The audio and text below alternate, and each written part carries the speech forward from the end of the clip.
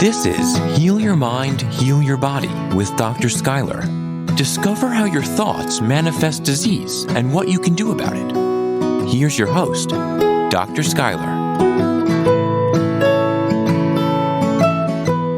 Hello, beautiful souls, and welcome back to Heal Your Mind, Heal Your Body. Last week, we covered attachment styles, avoidant, anxious, bulldozing, as well as be careful parents. And these overcompensatory parental styles, such as bulldozer or be careful, how it creates stress and how it can create disease, as well as how avoidance can create chronic invalidation, which is evidence-based to actually cause disease.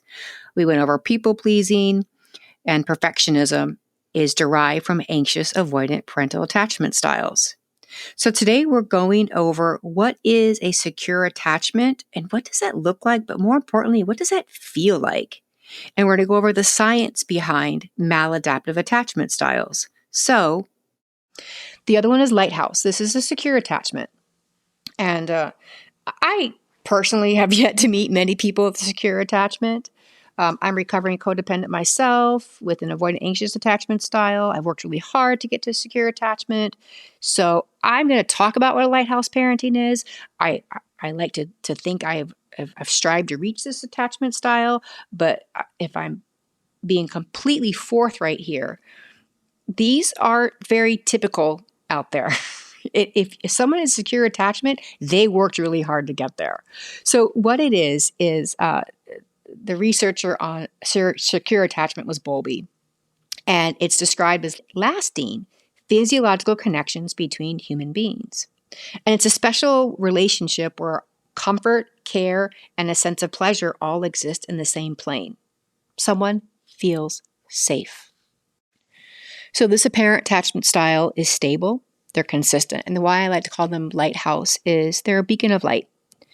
And they're looking out across the shoreline, no matter how big the storms are. They're always helping their child navigate to safer waters and avoid crashing against the rocks. They're not holding their child across the monkey bars, giving a false sense of confidence. They're allowing their child to hold on to the monkey bars, but are right there in case their 6-year-old falls. They can catch them. A secure attachment style, they've invested, they've taught, and they've empowered their child. It's okay to fail. It's okay to fall, to reach big, and I will be under you if you fall. It's like a playground. I'll catch you, but I want you to try. You can trust yourself enough that you can at least just reach and try. You can make it. So a lighthouse, they prepare their child. And I like to say a secure attachment is you put investments into them and you trust your own abilities as a parent. I think the number one indicator for attachment style, a secure one, is that you trust your own ability as a parent. That your vibes are regulated, your limbic system is regulated, you're very open to criticism, you're very open to feedback. You know that their input, if done respectfully, will make you a better human, a better parent. Avoidance can't do this. They can't handle criticism or feedbacks. They don't have the emotional regulation to take it. They don't have the emotional maturity to take it. Anxious attachment style people will feel like they're so bad, they're wrong, they can't get it right. When you are consciously aware of your subconscious thoughts, you are no longer defensive. That's what secure attachment looks like. A high self-efficacy child within has the mindset, I'll figure this out. I'll do better next time. I'll learn this. A secure, attached human being knows how deeply flawed they are and are completely open to learning even more how flawed they are and what they can do to become better. They have a sense of humor. They have a strong moral fiber, integrity. So do the other attachment styles. But what I'm trying to convey is when you truly sit in your power of secure attachment, and my kids, I don't know if I regret this or if I'm proud of this. I taught them early on, hey, come to me if you find something I've done wrong. Oh my God, did they jump on that one? And there's times when they, hey, Mom, I'm really upset that this is how this was handled. I feel myself hold my breath. I feel my muscles tighten up. I'm like, oh my God, here we're going to tell me how horrible I've done. And sometimes I have a response inside, but I just try to take the breath stay regulated, and hear them out and validate them. Because what I want to do, I want to invest in their future by regulating myself. So when they go tell their partner, hey, it upset me when you didn't do the dishes, or you didn't take time out to text me during your day, or whatever it may be, or it hurt me that you ignore me when you're online all the time, that their partner is going to go, oh, wait, I'm sorry, I'll hear you. They'll validate their experiences. So as much as I want to defend myself, why I set that boundary, why I did this, now I do that at times. But if they really need to express a need, and it's something I probably legitimately have done wrong because I made a billion mistakes, I make a point to validate what their experience is, because I want to model what that looks and what that feels like. So when they find the romantic partner someday, they know what validation feels like, because validation is linked to wellness. I'll say that line one more time. Validation is linked to wellness. When we become consciously aware of our subconscious thoughts, we're no longer defensive. We sit in a place of secure attachment. I was once asked, it was a long time ago, if I could give every child one gift in this world, what would it be? And my reply was the gift of failure. I think if every person can learn the gift of failure and how to overcome it, how to face criticisms, they can sit in a seated place of secure attachment. Living a life of chronic invalidation, the sense of abandonment, the sense of fear, anxiously be careful, bulldozing, avoidant, albeit it comes from a loving place, it inadvertently dismisses someone's experience as a human. And it could be caregivers, it could be at work, it could be romantic partners. So what I like to bring you all to realize is, what attachment style are you? What attachment style were you raised in? What type of romantic partner are you? How are you to your children? How are you to your siblings? How are your siblings to you?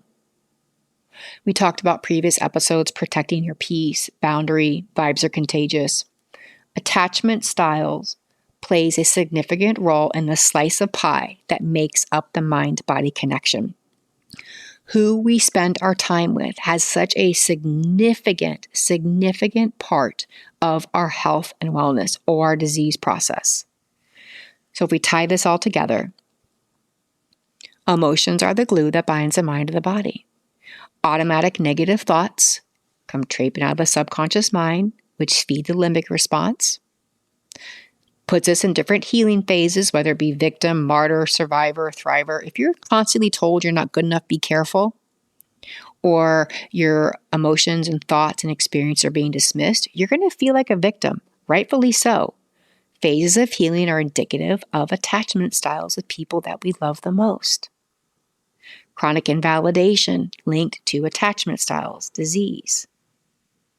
When you put all these together, emotions, glue, ants, limbic, fight, flight, or frozen, the fawn response is a people-pleasing response to overperforming, perfectionism, overachievers, trying to seek validation, trying to seek a sense of serving oneself, creating a sense of safety.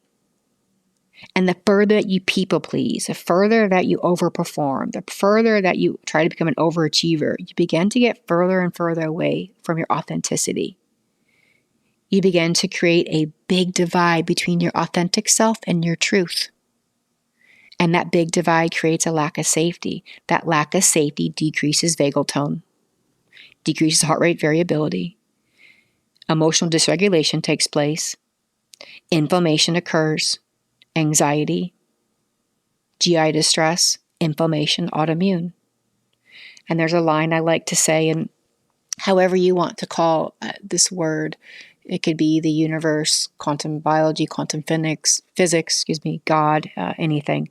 But authenticity is the bridge to inner divinity. Authenticity is the highest vibrational frequency that we can hold.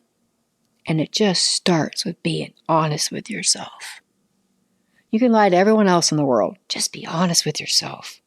What attachment style are you? No judgment. Just awareness. Again, I am very, very much comfortable admitting recovering codependent. God, I hope it's recovering permanently. definitely had anxious avoidant. I'm comfortable with that. I'm comfortable owning that darkness that once was in me. Understand that I've worked really hard to get to this place of security, but no judgment for where I once was, none. Just to bring awareness, to create observation of self with no judgment. That is authenticity. Authenticity breeds wellness. Over time, without judgment, you can observe yourself enough times without judging, without feeling this need to change. But after enough observation, you may begin to feel a shift in change. Nothing to fix, nothing's broken, nothing's wrong here. You're simply bringing awareness to something that's a part of you that may be creating a disease process. And when you become authentic with yourself, you sit in the highest vibration, and on a cellular level, your body begins to create wellness. I'm going to dive deeper into this with the cellular biology and quantum physics and quantum biology, quantum hypnosis later on. The next episode, we're going to be diving deeper into automatic negative thoughts versus automatic loving thoughts, and what are entry-level loving thoughts. So what we can do to start counterbalancing what attachment style we grew up with. And what we're going to look into next episode is how do we create automatic loving thoughts. This would be really good for expecting parents, anyone who has toddlers, or if you want to teach your child this. And if you think about, we grew up in a world of ants. If you're listening to this podcast, you grew up in a world of ants like I did. An experience of negative automatic thoughts. And if you explore your attachment style, you explore your childhood, you explore your romantic relationships, you're going to see how many automatic negative thoughts you have that create the mind-body connection. I am going to start a workshop learning more about the mind-body connection. It's coming in May. And it's going to be called Why is My Body Betraying Me and What Can I Do About It?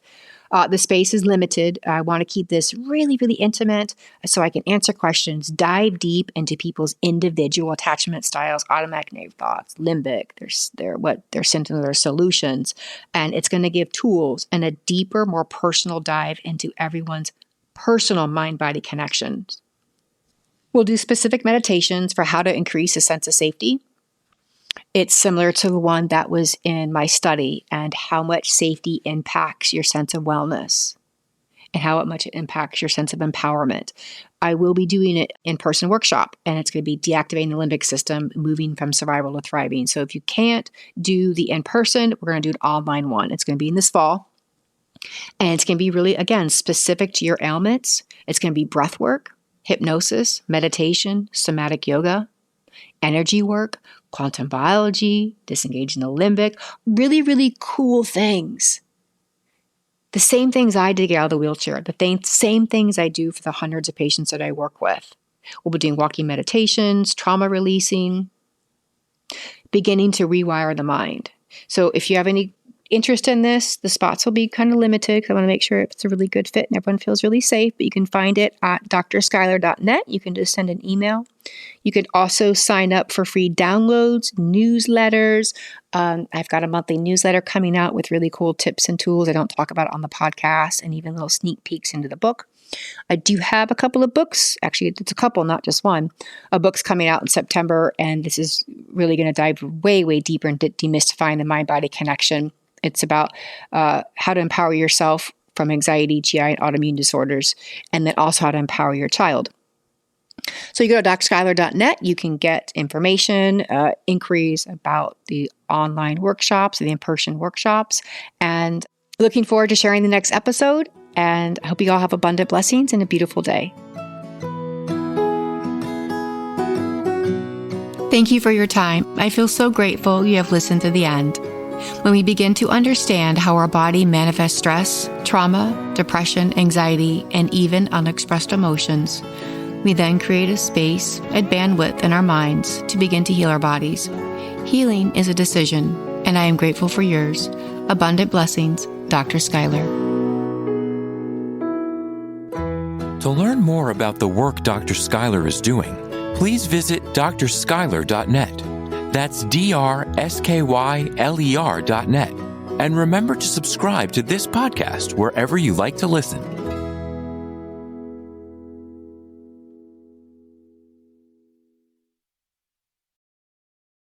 Produced by Audavita Studios. Connect your voice to the world.